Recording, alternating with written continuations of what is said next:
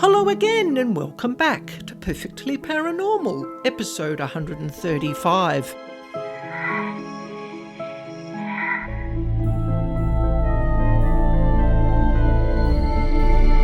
My name's Annaschmidt and I'm here every week, to share with you true paranormal encounters and information about devils, demons and dark energy beings that no one else talks about. And today you're going to get an inside peek at detrimental viewing. And I bet you're sitting there scratching your head going, what is she talking about? We're going to look at what is detrimental viewing and how this energetically disruptive and disturbing behaviour can damage the energy of homes and the people who live in them and the pets as well. Now, no one else in the energy world that I know of uses this term of detrimental viewing. So I'm bringing it out in the open. You know, I love to share everything I learn about the paranormal. No holes barred, especially on this topic. And you're going to hear it all. And I thought the best way to start today would be to give my definition of what detrimental viewing is, so you know exactly what I mean by that terminology.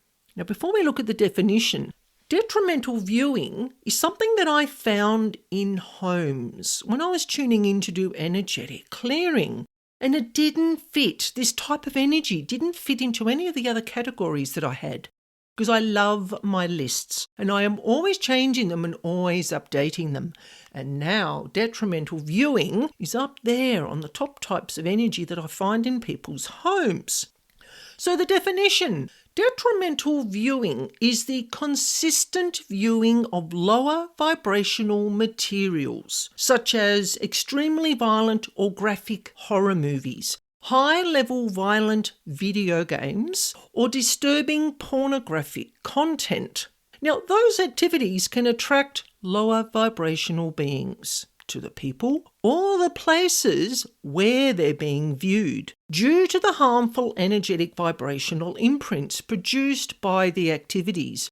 And this is most important, because of the negative impact on the viewer's mental and emotional health and their spiritual health and probably their physical health as well. And also the locations where they're being viewed, because you hear me talk about it all the time. Homes and other buildings and locations absorb vibrations. They absorb frequencies and energy that we create or through and other environmental factors that can happen like floods, earthquakes, that sort of environmental happening. But quite often, we as human beings, we create these vibrations. Now, I never judge anyone when I find this detrimental viewing imprint in people's homes, but it needs to be cleared. And people need to know, and I deliver it. I deliver it in my written reports and my emails very, very gently. I don't judge. But I need to state that if people are doing those particular activities, such as watching extremely violent movies or playing those really high-level blood-splattering violent video games, or watching the really disgusting, unmentionable types of pornographic content, that's going to leave a vibration in the home. And if they go back to doing that after I've done the house cleansing, what do you think's going to happen? Like logically, what would you assume would happen again in the home? Over time, the dark and the demonic entities that like those particular vibrations and our reaction to the content, they're going to come back into the home again. So it's creating this vicious cycle. So it's about people identifying why they watch this particular content. Do they need to see some sort of counsellor or talk to someone about their traumas in their life, or they've got something going on that they need to share to get off their chest? There's always a trauma associated. Now remember, I'm not a doctor, I'm not a mental health professional, I'm not a counsellor of any type of qualified degree. This is purely from the perspective of a human being that observes other human beings and someone that's been doing energy work for a long time. I see these sorts of imprints in homes and I see how they affect the people living in the home. And then after that, I see the improvement once those activities are stopped. It can be hard to change your habits, but there's always a reason why we do what we do. But it's when we own it and go, right, I've got a problem. Like, I've had this thing happen to me when I was 5 years old. I'm still not over it. I need help. That's the first part to getting help. You get the help, you work through it, and then you'll find that you don't need to watch those particular types of content anymore. You just find that it just leaves your thinking, it leaves your thoughts, it leaves your brain. You're not drawn to it anymore. You'll be surprised how this works. So this is why I'm talking about this, because I love letting people know what I find and how you can help yourselves. And there's never, ever any judgment. And I've had people say to me, but yeah, I used to watch all that sort of stuff, but I've put down new carpet, I've painted the walls, I used to watch it in my bedroom, I've got a new bed, new computer table. Doesn't make any difference at all. Well, it does make some difference, but the vibration is in the structure of the room, the walls, the floors, the windows, the ceiling. It's in the environment or the atmosphere or the air in the room, whatever you want to call it. It lingers. So you can clean with as much bleach or paint with as much paint as you want. It's not going to get rid of all of it. And how I know this?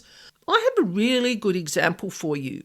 And after what I thought was a rather standard detrimental viewing activity, it turned out to be something totally different. I added something else to my list of what I call detrimental viewing. So it's going to help me in the future. By me identifying that there was an issue in a particular place in a home, the client knew exactly what it was.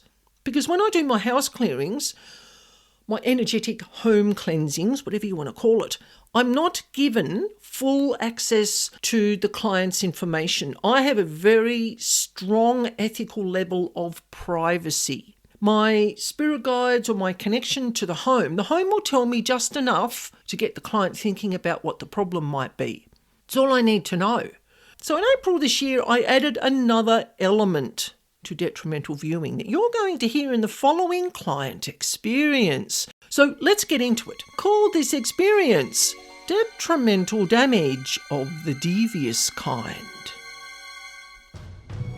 So in May 2025, Angie contacted me for an apartment clearing. And during the energetic cleansing of her home, I came across a massive pool of negative energy that I identified as detrimental viewing. Now, this energy was in one of the bedrooms. Because I work from a floor plan, so I'll mark it with a big red D and I'll put a circle around it. And that's the location in the home where the detrimental vibration is sort of pinging off. It's what I'm picking up on with my dowsing and with my vision, because I'm drawn straight to it. It's really funny how it works. It's not funny, I find it fascinating how my body works. Anyway, there was, like I just said, a specific corner of a room that was vibing out not very nice energy. And whoever slept in that room would most likely be experiencing sleep disturbances and possibly mental and emotional issues that they just couldn't explain. They knew they felt off or a bit weird or they didn't feel like themselves, but they couldn't pinpoint what had caused it. Because they're literally marinating in this energy all the time. Now, it can be something that that person has created through their interactions, like I said, or this is something slightly different, which I'm going to share in a minute. But it can also be detrimental viewing that's come from previous owners of that particular apartment or home. It's just how it works. And it's amazing how the home will show you. Like, it literally shows me pictures or places. Like, it's so grateful. Homes are alive.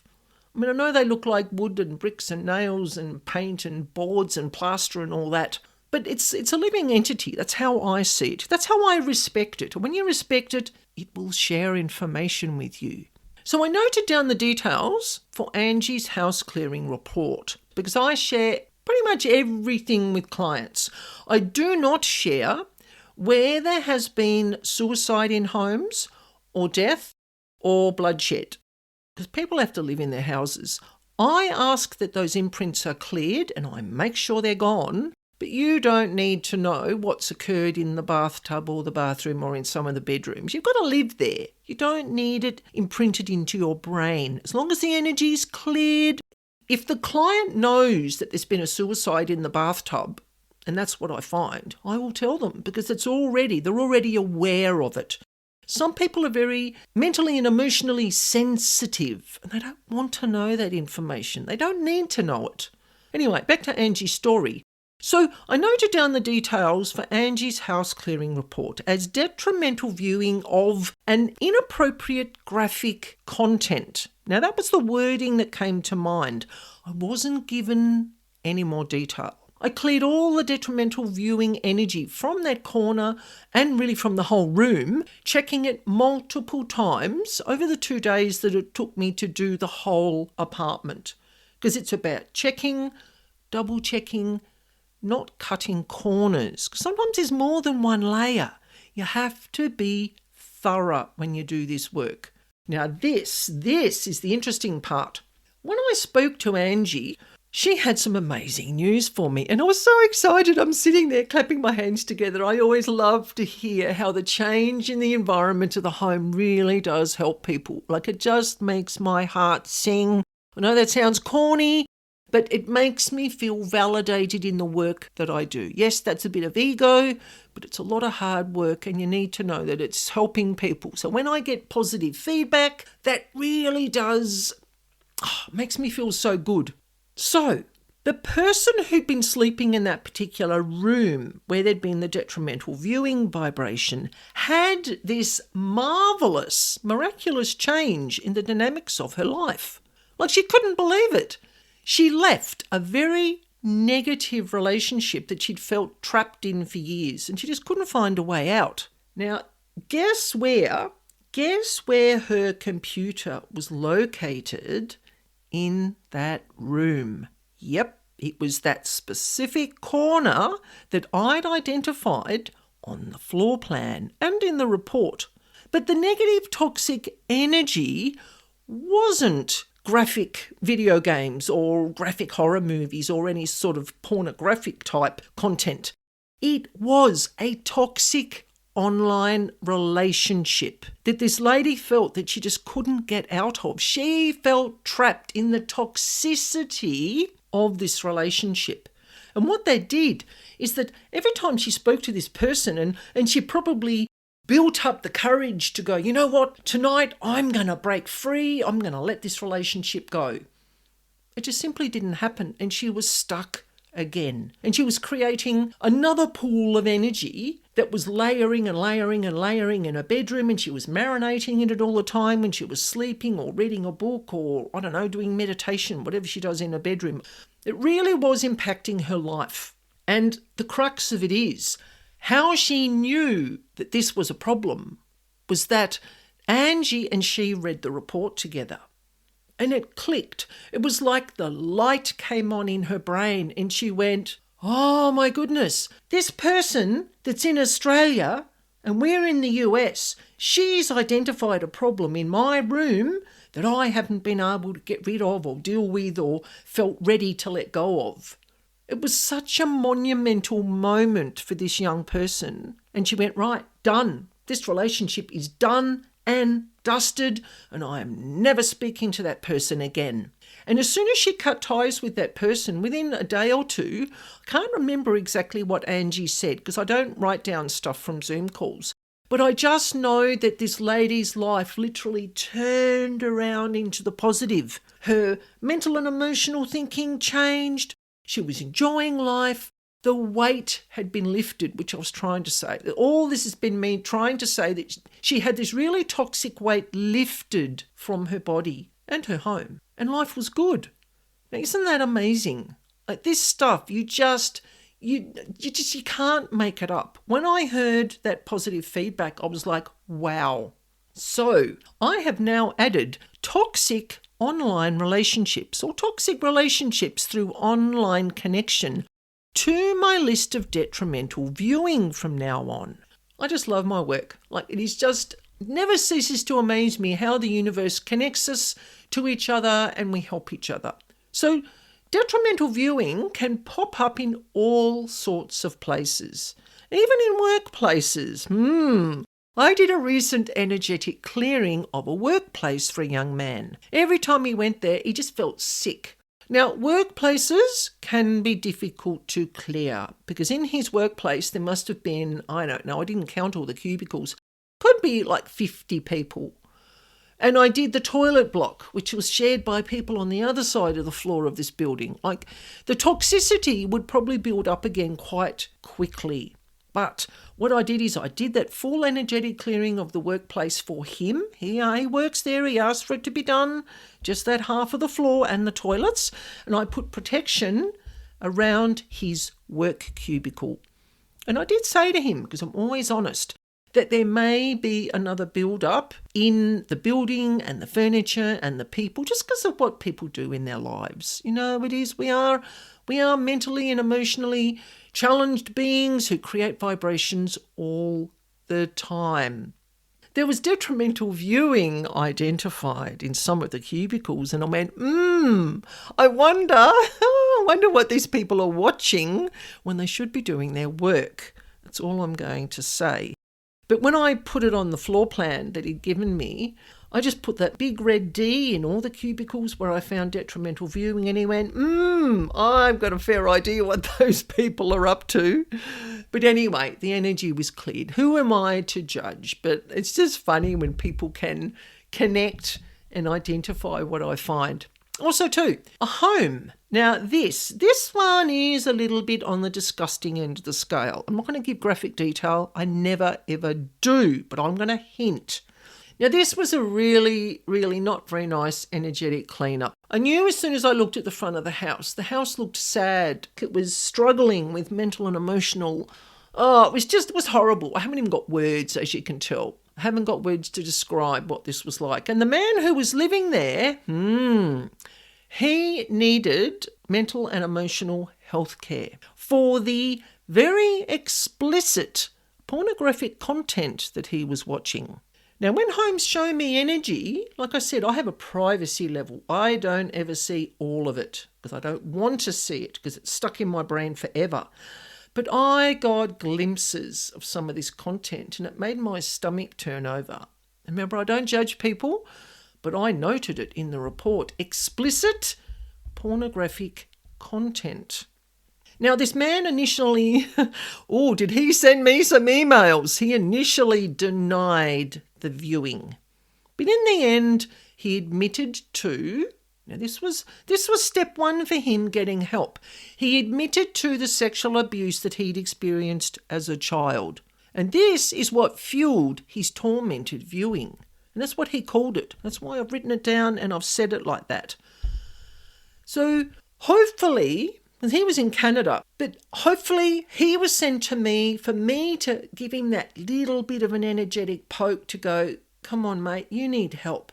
Go and get the help that you need. This is what our spiritual supporters will do. Doesn't matter where you are in the world, they will send you help if you're not dealing with your stuff. So I strongly suggested he seek sexual abuse counselling and mental health counselling. I said, I'm not judging you, mate, but I can see you're struggling. I said, I do wish you well. And I hope that he did get counselling to help him through his trauma that he'd experienced in his life. Another short little episode today, but I think you've got the point. I don't need to go banging on about it constantly. You've got the idea about what detrimental viewing can be. So I hope this has given you something to think about and that you just observe the energy of your home. I hope this has been helpful. So in episode 136, you get to hear from Tana Chacic. Now, Tana, she is going to share what the fear-based victim consciousness is. She's going to tell us how we create it, what we get out of it, and how to get out of the victim role, how to get out of the victim game, as she calls it.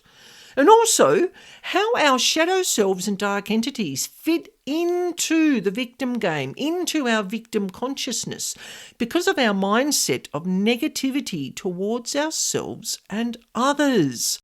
So I look forward to spending time with you next week. Have a lovely week, and I will see you soon. If you like the content of this episode today, please think about leaving me a rating and a review. What reviews do is they let other people know your thoughts about my supernatural subject matter. People love reading reviews, and we're spreading the word about the real paranormal world around us. I would really appreciate it. Now let's get back to the episode.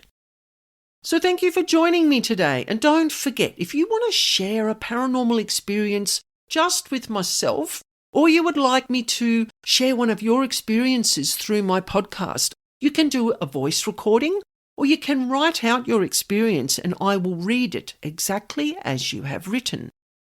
You can email me at spiritualbeing44@gmail.com. And for information on paranormal house clearing, you can visit my website, Spiritual Being. You will find the address in the description box.